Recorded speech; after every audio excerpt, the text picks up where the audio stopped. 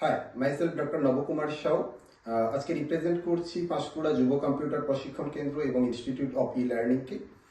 তো পাঁশকুড়া যুব কম্পিউটার প্রশিক্ষণ কেন্দ্র এবং ইনস্টিটিউট অফ ই লার্নিং এর পক্ষ থেকে আমরা বিভিন্ন জায়গায় স্টুডেন্ট ক্যাম্পাসন করেছিলাম। ক্যাম্পাসন করতে গিয়ে প্রমিস করেছিলাম যে তারা লাস্ট মিনিট কিভাবে প্রস্তুতি নেবে, গাইডেন্স কিভাবে হওয়া উচিত, বা পরীক্ষা কেন্দ্রে গিয়ে dose and don'ts etcetera etcetera এই বিষয়গুলো নিয়ে আমরা আলোচনা করব বিশিষ্ট শিক্ষকদের সাথে। তো আজকে সেই উদ্দেশ্য চরিতার্থ করার জন্য আমরা পৌঁছে গেছি বিশিষ্ট রসায়ন শিক্ষক, বিশিষ্ট সমাজসেবী অলোক মাইতি স্যারের কাছে। তো স্যারকে রিকোয়েস্ট করব যে আমাদের মাধ্যমিক পরীক্ষার্থীরা 2 তারিখ থেকে আসন্ন মাধ্যমিক আছে, মাধ্যমিক পরীক্ষা শুরু হচ্ছে।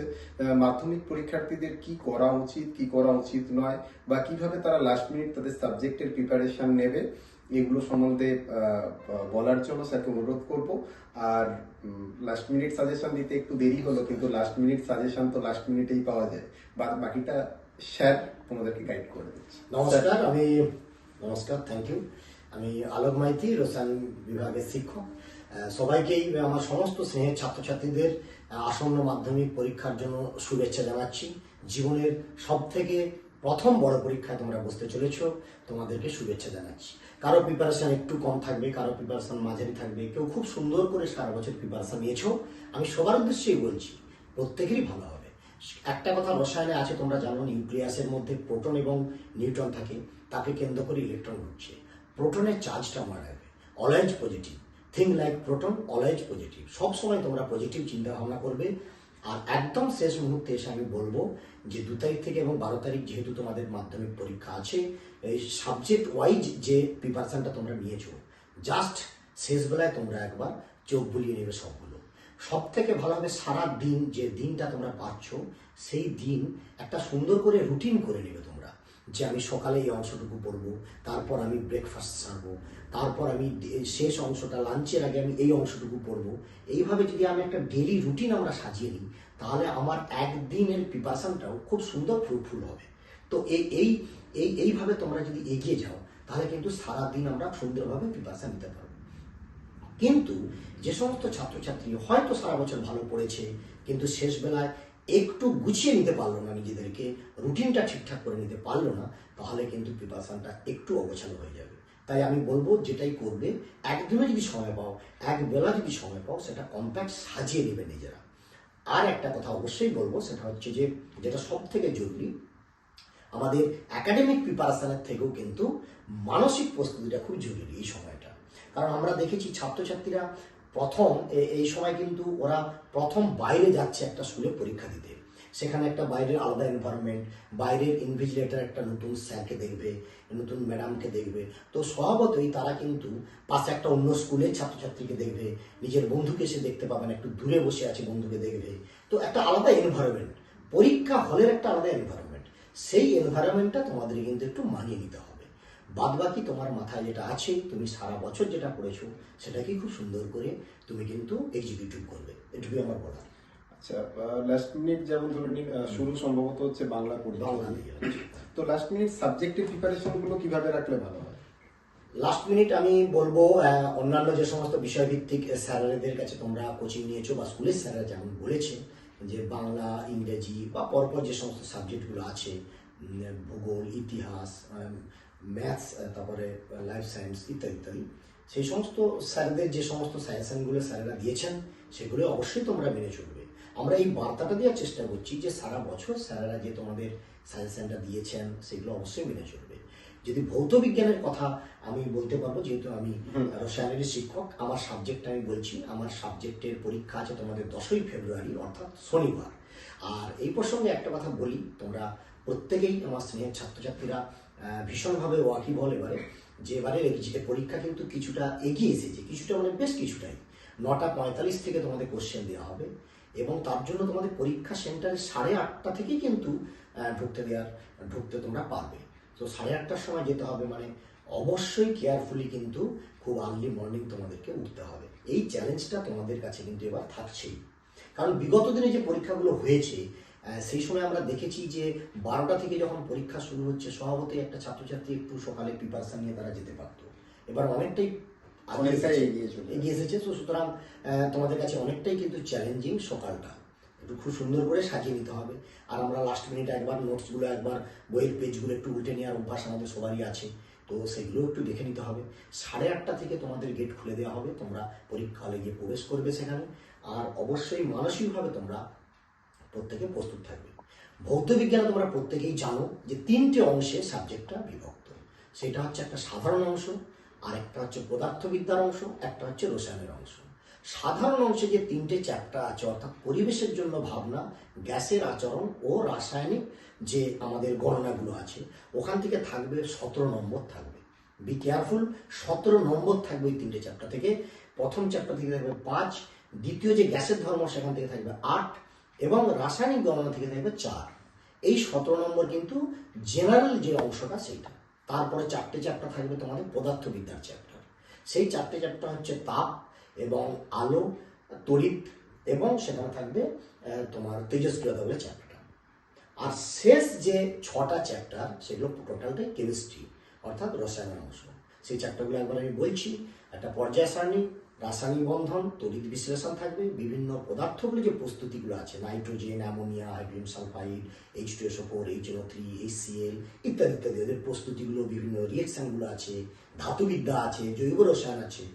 তো এই যে ব্যাপারগুলো আছে, তো টোটাল ব্যাপারটা তোমরা কিন্তু ওখান থেকে দেখবে। তো আমি এখানে একটা কথা ছাত্রছাত্রীদের বলতে চাইছি যে রসায়নে যারা একটু স্ট্রং আছো, তারা কিন্তু ওখান থেকে প্রায় 39 নম্বর তোমাদের থাকবে রসায়ন থেকে, শেষ 6 চ্যাপ্টার থেকে। এবং সর্বোপরি একটা কথা বলি, প্রশ্ন সম্পর্কে তোমাদের তো আইডিয়া একটা আছেই, সারা বছর তোমরা একটা পড়াশোনার মধ্যে আছো।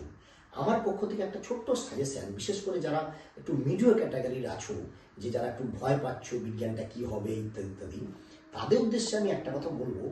দেখো, প্রথমে 15টা তোমাদের মাল্টিপল চয়েস কোশ্চেন থাকবে, তারপর প্রায় 21 নম্বর তোমরা কিন্তু 1 নম্বরের কোশ্চেন পাবে, অর্থাৎ 36 নম্বর তোমরা কিন্তু সব কোশ্চেন পাবে। তারপরে আরও যে আমার 2 নম্বরের কোশ্চেন থাকবে, ওখানে প্রায় 9টা, 3 নম্বরের কোশ্চেন থাকবে 12টা। ওখানেও কিন্তু 2 নম্বরের যে কোশ্চেন সেখানে ভাগ থাকবে 1+1, বা 3 নম্বরের যে কোশ্চেন সেখানে 2+1 বা 1+1+1 থাকবে।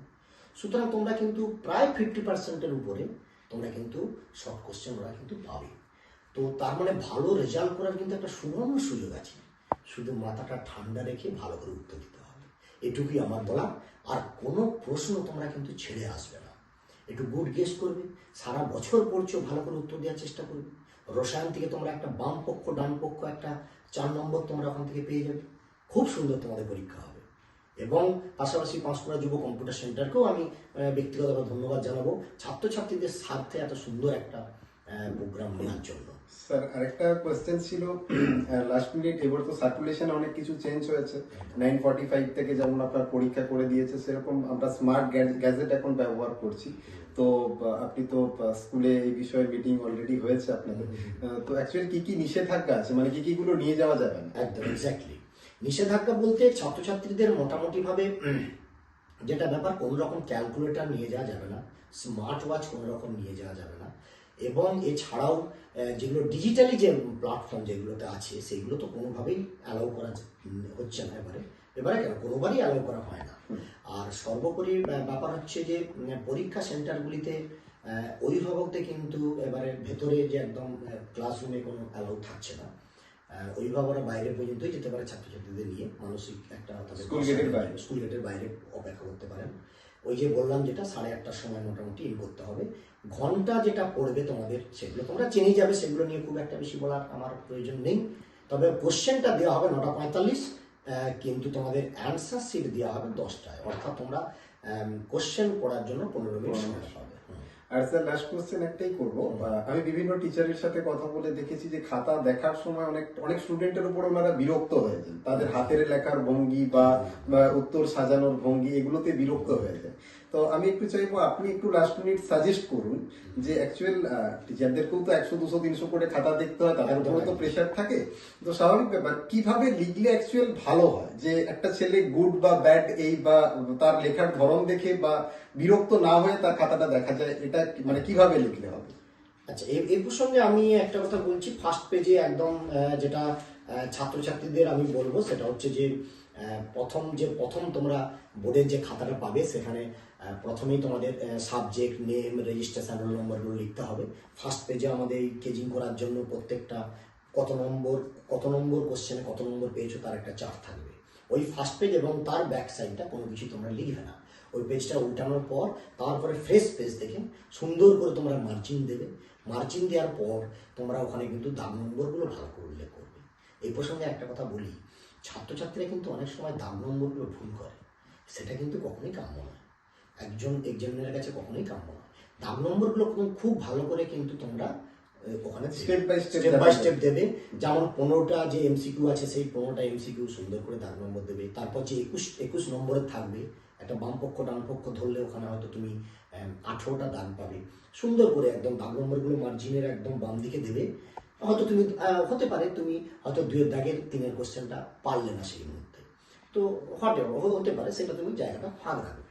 আমার পক্ষ থেকে সাজেশন হচ্ছে ফাঁক রাখবে, কিন্তু একের দাগের যখন কোশ্চেন করবে সবগুলো একসাথেই করার চেষ্টা করবে।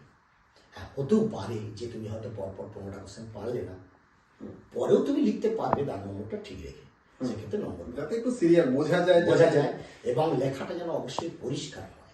এটা তো আর রাতারাতি এখন আমি বললেও তুমি চেঞ্জ করতে পারবে না, তবে পরীক্ষার একটু সিরিয়াস থাকতে হবে যে দাগ নম্বরগুলো ঠিক হলো কিনা। আরেকটা কথা বলবো, যেটা হয়তো 3 দাগের আমি দেখতে পাচ্ছি একটা অথবা আছে, আমি হয়তো একটা পার্ট পাচ্ছি, অথবাটা আর একটা পার্ট পাচ্ছি।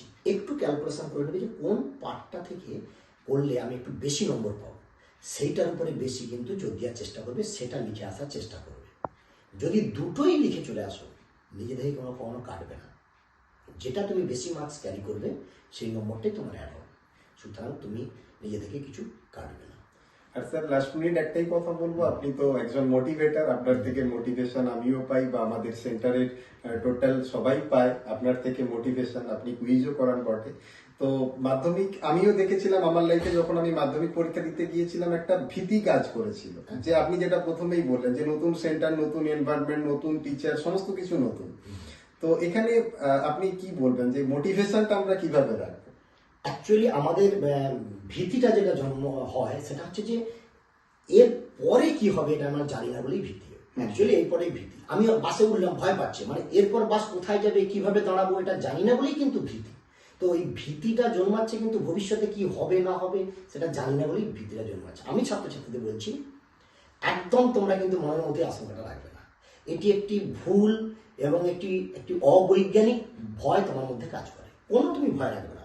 আমি 11-12 দেখেছি অনেক ছাত্রছাত্রীকে যারা মাধ্যমিকে একটু হয়তো মিডিয়াম রেজাল্ট করেছে, কিন্তু তাদের ক্রিয়েটিভিটি আছে এবং তাদের সায়েন্স বিভাগে দক্ষতা আছে, কিন্তু সামহাও কোথাও হয়তো মাধ্যমিকে তাদের রেজাল্টটা একটু হয়তো খারাপ হয়েছে প্রিপারেশনের জন্য, তারা কিন্তু তাদের আসল পরিচয়টা কিন্তু 11-12 এসে দিয়েছে, কেরিয়ারটা দারুণ জায়গায় পৌঁছে গেছে। মাধ্যমিক অবশ্যই জীবনের বড় পরীক্ষা দিচ্ছ, কিন্তু এটা সবে শুরু। মাই ডিয়ার স্টুডেন্ট, এটা সবে শুরু। তুমি যেটা পড়েছো তুমি তোমার বেস্ট দেওয়ার চেষ্টা করবে। আমার পক্ষ থেকে একটাই থাকলো কথা, তুমি তোমার বেস্ট এক্সাম দেওয়ার চেষ্টা করবে, আর যেটা রেজাল্ট আসবে তার উপরে দাঁড়িয়েই তুমি কিন্তু তোমার ভবিষ্যতের জন্য আরো তুমি কিন্তু এগিয়ে যেতে পারবে। দ্যাট ডাজ নট ম্যাটার, ভৌত বিজ্ঞান তুমি 100 যদি নাও পাও, এমন কিছু এসে যাবে না, কিন্তু অবশ্যই নিজের সঙ্গে চালাকি করো না। তুমি তোমার বেস্ট পারফরমেন্স দেবে, তাতে তুমি যদি 2-1 নম্বর কমও পাও, তোমার যদি ক্যাপাবিলিটি থাকে, অবশ্যই তুমি 11-12 বা আরো হায়ার স্টাডিতে তুমি নিজেকে মেলে ধরতে পারবেই। একদম ভেঙে পড়বে না, পরীক্ষা হলে এই চাপ নেবে না, কোশ্চেন দেখে ভয় পাবে না, 2-1টা প্রশ্ন কঠিন থাকতেই পারে, কিন্তু দিনের শেষে নিজের সেরাটা দিয়ে আসবে। এইটুকু কামনা থাকলো, স্নেহ ভালোবাসা থাকলো, প্রত্যেকেই খুব ভালো থাকো, সবার পরীক্ষা ভালো হোক। Thank you sir. স্যারকে অসংখ্য ধন্যবাদ আজকে সময় দেওয়ার জন্য, বিজি শিডিউল থেকে সময় বের করে আজকে স্যার আমাদের সময় দিলেন। অসংখ্য ধন্যবাদ। মাধ্যমিক পরীক্ষার্থীদের জন্য অনেক কিছু বললেন যাতে তাদের ভালো হয়, ভালো করে পরীক্ষা দিতে পারে। তো আমাদের ইনস্টিটিউটের পক্ষ থেকেও, পাঁশকুড়া যুব কম্পিউটার প্রশিক্ষণ কেন্দ্র এবং ইনস্টিটিউট অফ ই-লার্নিং এর পক্ষ থেকেও রইল প্রত্যেক ছাত্রছাত্রীর জন্য শুভকামনা। প্রত্যেকের মাধ্যমিক পরীক্ষা খুব খুব সুন্দর হোক, সবাই খুব ভালো করে পরীক্ষা দিক।